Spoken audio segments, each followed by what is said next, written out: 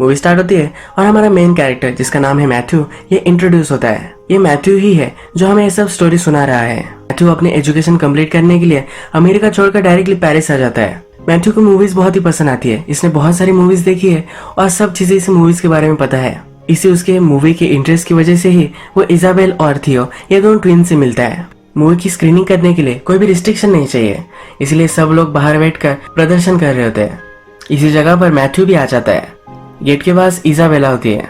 Matthew जब वहां पहुंचता है तो उससे वो बात करने लग जाती है। उसे कहती है कि मैं आसपास तुम्हें हमेशा देखती रहती हूँ, पर हमेशा तुम अकेले ही होते हो। मैथ्यू भी उसे कहता है कि वो अमेरिका से आया है, इसी वजह से उसके कोई फ्रेंड्स नहीं है। इजाबेला अपने ब्रदर थियो से भी मैथ्यू को मिलाती है। इसके बारे फिल्म के बारे में बात करते हैं और इनमें अच्छी बॉन्डिंग होती है। थोड़ी देर में वहाँ पुलिस पहुंच जाते हैं। ये सब वहाँ से भाग जाते हैं। देर रात तक अलग अलग चीजों के बारे में बात करते हैं। पेरिस की ब्यूटीफुल स्ट्रीट से जाते हुए मैथ्यू को लगता है कि वो बहुत ही फॉर्चुनेट है। उसके अच्छे से 2 फ्रेंड्स बन चुके हैं। मैथ्यू जब घर पहुंचता है तो अपनी मदर को लेटर लिखता है। वो बहुत ही खुश है कि उसके फ्रेंड्स बन चुके हैं। जब वो सुबह उठता है तब उसे थियो का कॉल आता है। थियो उसे आज रात डिनर के लिए घर बुलाता है। मैथ्यू शाम में उनके घर पहुंचता है। जब घर देखता है तो बहुत ही बड़ा घर होता है। इसाबेला फिर मदर को मैथ्यू से मिलवाने के लिए लेकर जाती है। मदर को एक्सपेक्टेड नहीं था कि मैथ्यू डिनर के लिए आने वाला है, पर फिर भी वो एडजस्ट कर लेते हैं। इसाबेला कहती है कि मेरे फादर से मिलो, उन पर अच्छा इंप्रेशन तुम जमाना। इसाबेला के फादर एक पोएट होते हैं। इसके बाद जब ये डिनर टेबल पर होते हैं तो फादर पोएट्री में किस तरह से इंस्पिरेशन आती है इसके बारे में बात कर रहे होते हैं, पर इस पर मैथ्यू का थोड़ा भी ध्यान नहीं होता। इस पर वो चिढ़ जाते हैं और कहते हैं क्या तुम सोच रहे थे। मैथ्यू कह नहीं रहा था पर उसे फोर्स करते हैं। वो कहता है कि मैं इस लाइटर को देख रहा था, किस तरह से इस लाइटर में और आसपास हमारे जो भी सब चीजें हैं इसमें बहुत ही अच्छे से एक सिमेट्री है। जिस तरह से वेल कंपोज्ड म्यूजिक बजता है उसी तरह से ब्यूटीफुली इसमें भी एक अच्छी सी हार्मोनी है। फादर जब ये सब सुनते हैं तो इम्प्रेस्ड हो जाते हैं। फादर थियो कहते हैं कि तुम्हारे जनरेशन में भी इस तरह से कंस्ट्रक्टिव चीजों को देखा जा सकता है। थियो के पॉलिटिकल ओपिनियन बहुत ही स्ट्रांग है और हमेशा उसे सब चीजें गलत लगती है। इसी वजह से फादर उसे ताना मारते हैं। इसी वजह से फादर और उसका थोड़ा सा झगड़ा होता है। एक्चुअल में इजाबेल के फादर और मदर यहाँ नहीं रहते, वो पोएट है तो विजिट करते रहते हैं। इस घर में थियो और इजाबेला अकेले ही रहते हैं। रात में फादर इन दोनों के लिए वो चेक लिखते हैं और चले जाते हैं। फादर मदर के जाने के बाद मैथ्यू फिर भी यही रुकता है। इजाबेला उसे किस करती है और कहती है कि क्या तुम यही रुकने वाले हो, और ये डिसाइड कर लेता है। जब थियो और मैथ्यू बात करते हैं तो इनकी बातों से हमें पता चलता है कि हमेशा इन दोनों में कन्फ्लिक्ट होती है। कन्फ्लिक्ट है इसका मतलब ये नहीं कि वो अच्छे फ्रेंड्स नहीं बन सकते, फिर भी इनमें बहुत सारी चीजें कॉमन है। आज रात मैथ्यू यही रुकता है। रात में जब ये टॉयलेट में जाता है तो थियो के रूम में झांक कर देखता है। वहां पर थियो और इजाबेला ये दोनों न्यूड होकर सोए हुए होते हैं। थियो को बहुत ही अजीब लगता है और सोने के लिए चला जाता है। सुबह मैथ्यू को इजाबेला अपने हाथों से मैथ्यू के आईलिड्स गीले कर उठाती है। मैथ्यू कहता है इस तरह से कौन उठाता है। इजाबेला कहती है कि हमेशा थियो को मैं ऐसे ही उठाती हूँ। मैथ्यू को ये चीज बहुत ही अजीब लगती है। इसके बाद इजाबेला मैथ्यू को बाथरूम में बुलाती है। मैथ्यू जब ब्रश कर रहा होता है तो उसके पास वो आती है। उसकी लिप्स देखती है और कहती है कि बहुत ही ब्यूटीफुल है। यहाँ पर थियो मैथ्यू से कहता है कि तुम अकेले रहते हो, तुम हमारे पास आकर रह सकते हो, तो अच्छे से फ्रेंड्स बन सकते हैं। मैथ्यू कहता है क्या तुम दोनों को इससे कोई भी प्रॉब्लम नहीं है। इजाबेला कहती है कि एक्चुअल में मेरा आइडिया था। यहाँ पर इजाबेला होती है पर फिर भी थियो बात करने लग जाता है। थियो और इजाबेला एक दूसरे को अपना ही पार्ट समझते हैं। जब इनका बर्थ हुआ था तो एक दूसरे की बॉडी से जुड़े हुए थे, इसी वजह से एक दूसरे से वो शर्म नहीं करते।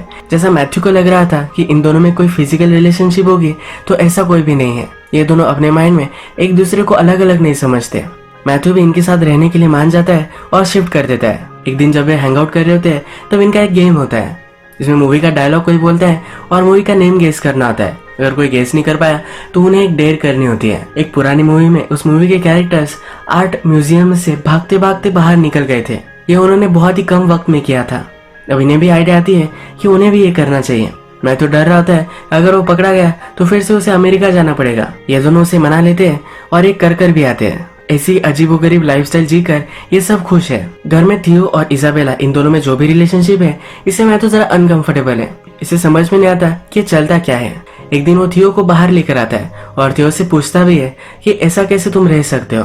थियो उसे सब कुछ समझाता है कि किस तरह से वो जुड़े हुए थे और अपने माइंड के लेवल में वो एक दूसरे को कभी भी अलग अलग नहीं समझते। एक दिन फिर से ये सब हैंग आउट कर रहे हैं और गेम खेलते हैं। इस बार थियो एक मूवी का सीन कर दिखाता है। मैथ्यू और इजाबेला इसे पहचान नहीं पाते। थियो इन दोनों को डेर देता है कि उसके सामने इन दोनों को इंटीमेट होना है। मैथ्यू ये सुनकर डर जाता है। वो कहता है कि प्लीज मुझे इस सब में इन्वॉल्व मत करो। मैथ्यू के सामने इजाबेला अपने कपड़े उतारती है। मैथ्यू ये सब करना नहीं चाहता तो जल्दी से वहां से भागता है, पर थियो उसे रोक लेता है। मैथ्यू और इजाबेला इंटीमेट होते हैं और ये इजाबेला का फर्स्ट टाइम था। ये सब थियो देख रहा है। इसके बाद मैथ्यू और इजाबेला अपनी रिलेशनशिप कंटिन्यू करते हैं। एक दिन जब ये दोनों बेड पर होते हैं तो मैथ्यू इजाबेला से कहता है कि तुम और थियो इस तरह से क्यों हो। इजाबेला कहती है कि बचपन से हम दोनों एक दूसरे से प्यार करते हैं। मैथ्यू कहता है कि ये सब चीजें अगर तुम्हारे फादर को पता चल गई तो तुम क्या करोगी।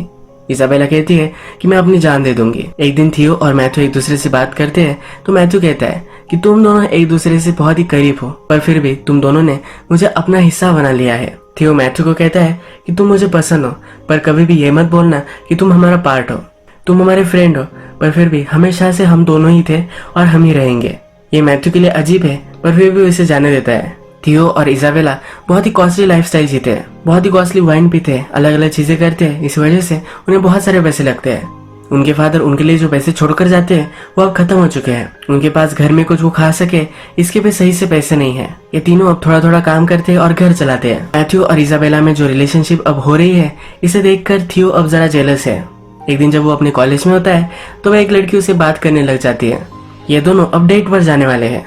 एक दिन ये सब बाथरूम में है और सब मिलकर नहा रहे हैं। थियो और मैथ्यू बात करते हैं। अमेरिकन सोल्जर वियतनाम में वॉर कर रहे हैं। ये थियो को सही नहीं लगता। थियो सब अमेरिकन को इसके लिए ब्लेम करता है। मैथ्यू कहता है कि इस तरह से नहीं है, हमें फोर्स किया जाता है। प्रेसिडेंट ने ऑर्डर दिया और कोई यंगस्टर अगर वॉर के लिए नहीं जा रहा तो उसे जेल में डाल सकते हैं। इसलिए मैथ्यू वहां से भागकर पेरिस में एजुकेशन ले रहा होता है। ये हमारा टाइम पीरियड जो चल रहा है ये 1960s का है। मैथ्यू कहता है कि मैं वायलेंस पर बिलीव नहीं करता, अगर रिवॉल्ट करना ही है तो शांति से करना चाहिए। इस पर भी ये दोनों डिसएग्री करते हैं। इजाबेला इनकी बात रोक लेती है। इजाबेला मैथ्यू से कहती है क्या तुम हम दोनों से प्यार करते हो, इसका कोई प्रूफ दे सकते हो। मैथ्यू कहता है कि कैसे मुझे प्रूफ देना है। इजाबेला उठती है और रेजर लाती है। थियो और इजाबेला ये दोनों मिलकर उसके प्यूबिक हेयर्स काटना चाहते हैं। मैथ्यू इन दोनों पर बहुत ही चिढ़ जाता है। वो कहता है कि तुम ये सब जो कर रहे हो ये सब गलत है। तुम हमेशा बच्चों की तरह ही सब कुछ चीजें करते हो, तुम्हें कभी ना कभी तो ग्रो होना ही पड़ेगा। वो अब इजाबेला को चिढ़कर कहता है कि तुम्हें तो कोई भी चीजें पता नहीं है, तुम्हारा कभी भी बॉयफ्रेंड नहीं था तो इसी वजह से तुम कभी डेट पर नहीं गई हो। थियो तुम्हें जो भी सब कहता है यही तुम करती हो। मैथ्यू फिर इजाबेला को प्रॉपर डेट पर लेकर जाता है। जब वे दोनों घर पर आते हैं तो थियो एक लड़की के साथ होता है। थियो और वो लड़की इंटीमेट होते हैं तो इसके आवाज इजाबेला को आते हैं। ये आवाज सुनकर वो डिस्टर्ब हो जाती है, जेलस महसूस करती है और बहुत रोती है। एक बार फिर से थियो और मैथ्यू वाइन पी रहे होते हैं। पेरिस में रिवॉल्यूशन चल रही है, इसके बारे में थियो बात करता है। मैथ्यू उस पर उसे कहता है कि तुम जो सब कहते हो इस पर मैं बिलीव नहीं करता। तुम सब बातें करते हो पर एक्चुअल में स्ट्रीट में तुम नहीं जाते। तो बातें करने से कुछ भी नहीं होता। तुम्हें अगर सच में ये सब लगता है तुम्हें स्ट्रीट पर जाना चाहिए। थोड़ी देर में इजाबेला वहां आती है और इन दोनों को हॉल में लेकर जाती है। जब इजाबेला और थियो छोटे थे तो एक टेंट बनाते थे, उसके अंदर ही सोते थे। ये इन दोनों को वहां लेकर जाती है और ये तीनों अब सो जाते हैं। सुबह हम देखते हैं कि मदर फादर आते हैं। ये इन तीनों को इस टेंट में देखते हैं। यहाँ क्या चल रहा होगा इसे अज्यूम कर लेते हैं। फादर को बहुत ही बुरा लगता है। ये किसी को भी नहीं उठाते और चेक लिखकर वहां से चले जाते हैं। दिन में बहुत ही लेट इजाबेला उठती है। ये चेक वो देखती है तब उसे समझ में आता है कि उसके मदर फादर यहाँ आ चुके हैं। अपने पेरेंट्स को वो फिर से फेस नहीं कर पाएगी। इसे बहुत ही गिल्टी महसूस होता है। एक वो पाइप लेती है और पूरे घर को गैस करेगी और इसी गैस में मर जाएगी ये वो डिसाइड करती है। ये वो करना स्टार्ट भी करती है पर नीचे स्ट्रीट पर रिवॉल्यूशन चल रही है। इसका एक पत्थर आता है और खिड़की को तोड़ देता है। मैथ्यू और थियो भी अब उठ जाते हैं। नीचे जो सब लोग हैं इनमें वो ज्वाइन हो जाते हैं। आगे पुलिस खड़े हुए हैं और इन सब लोगों को रोक रहे हैं। थियो डिसाइड करता है कि अगर उसे इस क्राउड को ब्रेक करना होगा तो वायलेंस ही वो चूज करेगा। वो आगे जाता है और पत्थर मारने लग जाता है। मैथ्यू उसे रोकने की कोशिश करता है वो रोक नहीं पाता। थियो के साथ इजाबेला भी आगे बढ़ती है। मैथ्यू इस सब में पार्ट नहीं ले सकता तो वहां से भाग जाता है। पुलिस फिर चार्ज करते हैं और सब लोग भागने लग जाते हैं। यही ये मूवी एंड हो जाती है।